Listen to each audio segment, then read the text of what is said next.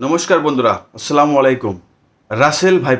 Russell viper এমন একটি সাপ, এমন একটি বিষধর সাপ, যে সাপে দংশন করলে বা কামড়ে দিলে মানুষ 5 মিনিটের উপরে হয়তো জীবিত থাকতে পারে না। তো ভারতবর্ষের বিভিন্ন স্থানে এই সাপের দেখা মেলে, যদিও আসামে এই সাপের অস্তিত্ব ছিল না, বা এই সাপটা আসাম রাজ্যে ছিল না। কিন্তু দুঃখের বিষয়, গত 5-6 মাস ধরে এই সাপটা আসামের বিভিন্ন স্থানে দেখা যাচ্ছে। আমি তাই বলছি যে আপনারা অল্প সাবধানে থাকুন, যেহেতু বর্ষার দিন।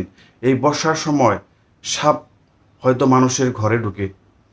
তো বিশেষ করে রাসেল ভাইপারের একটা বৈশিষ্ট্য আছে যে এই সাপটা বেশি সময় হয়তো পানিতে ভিজে থাকতে পারে না। তাই আসামে অত্যাধিক বৃষ্টি হওয়ার ফলে এই সাপ বিশেষজ্ঞরা বলছে যে এই সাপটি মানুষের ঘরে প্রবেশ করতে পারে। আর যখন মানুষের ঘরে প্রবেশ করবে, অধিকাংশ মানুষকে হয়তো ধ্বংসন করতে পারে। আর এই সাপটি এতই বিষধর যে এই সাপে কামড়ে দেওয়ার সঙ্গে সঙ্গে 5 মিনিটের ভিতরে মানুষের কিডনি বিকল হয়ে যায়। তো তাই সাবধান থাকুন সবই। যেহেতু আসামের অধিকাংশ জায়গায়, গাঁওলিয়া জায়গায় হয়তো ধান ক্ষেত করা হয়, গতিকে এই সাপের যেহেতু অত্যাধিক পরিমাণের বিস্তার ঘটছে এই আসাম রাজ্যে, তাই এই সাপের থেকে আপনারা সাবধানে থাকবেন। আপনারা জানেন যে ভারতবর্ষের বিভিন্ন স্থানে সাপে কামড়ে দেওয়ার ফলে বছরে প্রায় 20-30 জন মানুষ মৃত্যু মুখে পড়ে। তাই বলছি যে এই সাপের থেকে আপনারা সাবধানে থাকবেন। রাসেল ভাইপার এই সাপটি দেখতে একটি অযোগ্য সাপের মতো লাগলেও কিন্তু এটা অযোগ্য সাপ না। ভুলেও আপনারা এই সাপটির কাছে যাবেন না, বা যদি কোনো জায়গায় আপনারা সাপটা দেখতে পান তাহলে এই সাপের কাছে যাবেন বা সাপ নিয়ে হয়তো খেলা করবেন না। কারণ রাসেল ভাইপার এমন একটি বিষাদর সাপ যে ফেটি সাপের বিষও এই রাসেল ভাইপারের বিষের সামনে কিচ্ছু নয়। তো তাই বলছি যে প্রত্যেক খেতিয়ক মানুষ, বিশেষ করে আসাম রাজ্যের যারা খেতিয়ক মানুষ আছেন, কৃষক মানুষ আছেন, আপনারা যেহেতু ক্ষেত খোলারে কাম করুন, এই ধরনের সাপ যদি আপনারা দেখতে পান তাহলে এই সাপের থেকে সাবধানে থাকুন। যদি এই সাপে ধ্বংসন করে তাহলে আপনার মৃত্যু কিন্তু অনিবার্য। একজন মানুষ মাত্র 5 মিনিট সময় জীবিত থাকতে পারে এই সাপে কামড়ে দিলে।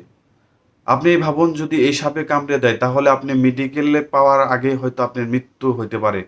তো তাই এই সাপে কামড়ে দিলে এই সাপের বিষ মুখ দিয়ে আনার জন্য চেষ্টা করবেন না, বা কোনো ধরনের কোরব্যাস বা ওঝার সঙ্গে যাবেন না। কারণ এই সাপে কামড় দিলে কোনো ধরনের জারা ফুকা বা মুখ দিয়ে বিষ আনা, এই ধরনের কোনো কাজে হয়তো কামে দিবে না। তো তাই যদি সঠিক আপনাদের উচর পাজরে যদি কোনো মেডিকেল আছে বা ডক্টর আছে, তাদের সঙ্গে আপনারা যোগাযোগ করবেন। তো যাই হোক, এই সাপটি আসাম রাজ্যে, ভারতবর্ষের আসাম রাজ্যেও হয়তো এই সাপটি ছিল না, কিন্তু বিগত 6-7 মাস ধরে এই সাপটি এত প্রচুর পরিমাণে আসাম রাজ্যের বিভিন্ন স্থানে হয়তো দেখা পাওয়া যাচ্ছে। ইতিমধ্যে 2 জন মানুষ এই সাপের দংশনের ফলে হয়তো মৃত্যুবরণ করবার হয়েছে আসাম রাজ্যে। তো বিশেষ করে এই ভিডিওটা হলো মেসেজমূলক ভিডিও, তাই এই ভিডিওটা সবাই শেয়ার করে দিবেন যাতে প্রত্যেক মানুষ এই ভিডিওটা দেখতে পারে আর এই সাপের থেকে হয়তো দূরে থাকতে পারে। তো রাসেল ভাইপার এমন একটি সাপ, বিষধর সাপ, যে সাপটি কামড়ে দিলে হয়তো মানুষের কিডনি বিকল হয়ে যায়। এমনকি যে জায়গায় কামড়ে দেয় তার মাংস পর্যন্ত পচে যায়। তাই এই সাপের থেকে আপনারা সাবধানে থাকুন। আর কিছু সংখ্যক বাচ্চারা আছে যারা অনেকে সাপ দেখলে হয়তো সাপ নিয়ে খেলা করে, কিন্তু ভুলেও এই সাপের কাছে আপনারা যাবেন না। কারণ এই সাপে যদি কামড়ে দেয় তাহলে আপনার মৃত্যুটা অনিবার্য হতে পারে। বিশেষ করে এই ভিডিওটা বানানোর উদ্দেশ্য হইল যে মানুষের সজাগতা করা। যেহেতু আসাম রাজ্যের অধিকাংশ মানুষ ক্ষেত খোলা করে বা ক্ষেতে খোলায় হয়তোই করে, কিন্তু এই সাপটার একটা বৈশিষ্ট্য হইল যে এই সাপটা পানিতে বেশি সময় থাকতে পারে না। তার জন্যে আসাম রাজ্যে যেহেতু অত্যাধিক পরিমাণের বৃষ্টি হওয়ার ফলে ধারণা করা হয়েছে, বা যারা সাপ বিশেষজ্ঞ আছে, যারা সাপ নিয়ে গবেষণা করে, তারা বলছে যে এই সাপটি মানুষের ঘরে প্রবেশ করতে পারে।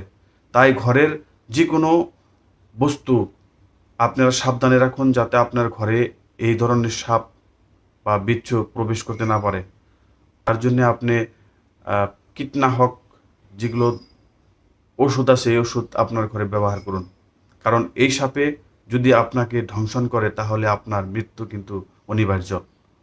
আর এই ভিডিওটা যেহেতু মেসেজমূলক ভিডিও, তাই সবই এই ভিডিওটা শেয়ার করে দিবেন যাতে প্রত্যেক মানুষই এই ভিডিওটা দেখতে পারে।